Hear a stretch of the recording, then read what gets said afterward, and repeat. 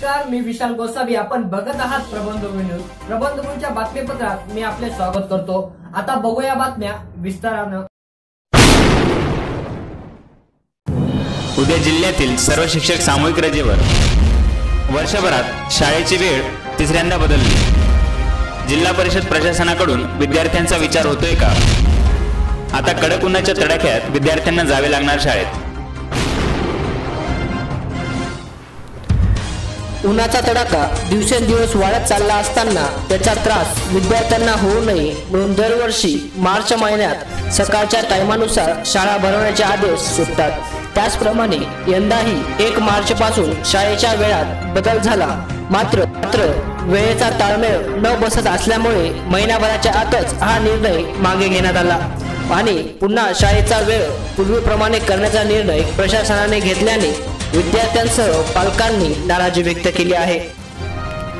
नवीन वेळापत्रकानुसार सकाळी 10:40 ते दुपारी 5 अशी वेळ असून सुट्टी लागेपर्यंत हीच वेळ कायम राहील असे जिल्हा प्रशासनाने जाहीर केले आहे.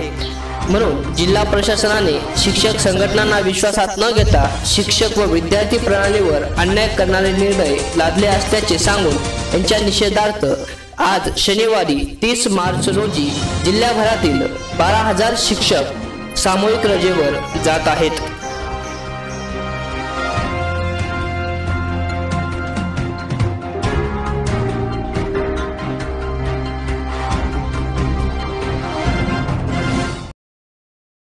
पूर्ण नाशिक जिल्हा दुष्काळाच्या छायेत असताना बऱ्याच गावांना पाणी पुरवठा हा 10 ते 15 दिवसांनी केला जातो. बऱ्याच शाळेंचे वीज बिल थकीत असल्याने लाईट खंडित झालेला आहे. उन्हाळ्यामुळे उन्हाची दाहकता बघता लहान विद्यार्थ्यांना त्याचा त्रास होऊ शकतो. कुठलेही आजार उद्भवू शकतात. तसेच पाण्याची व्यवस्था नसल्याने पोषण आहार कसा तयार करावा आणि पिण्याचं पाणी विद्यार्थ्यांना कसं द्यावं ही आज शाळेसमोर मोठी अडचण आहे. तसेच प्रशासनाने जो उन्हाळ्यात दिवसभर शाळेचा निर्णय घेतला आहे तो अगदी चुकीचा आहे.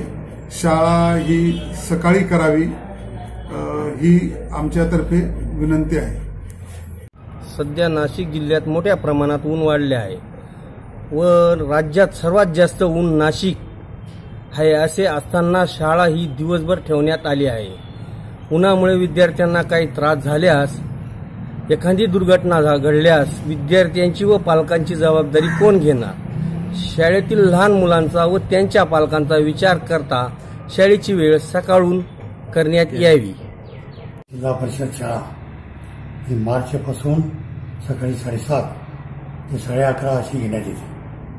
मात्र यावर्षी संपूर्ण राज्यात सकाळी शाळा चालू असताना फक्त नाशिक जिल्हा परिषद दुपारून पूर्ण दिवस शाळा घेत आहे. हे चुकीचे आहे. सध्या दुष्काळी परिस्थिती आहे. ऊन व पाणी यांची अडचण बघता व पालकांची मागणी असते शाळेची वेळ सकाळी करण्यात येईल अशी आमच्या शालेय व्यवस्थापन समितीची मागणी आहे. याच प्रकारच्या बातम्या पुढेही आपल्या मोबाईलवर मिळवण्यासाठी आमचा प्रबंधभूमी चॅनल सबस्क्राईब करा आणि या बातमीला जास्तीत जास्त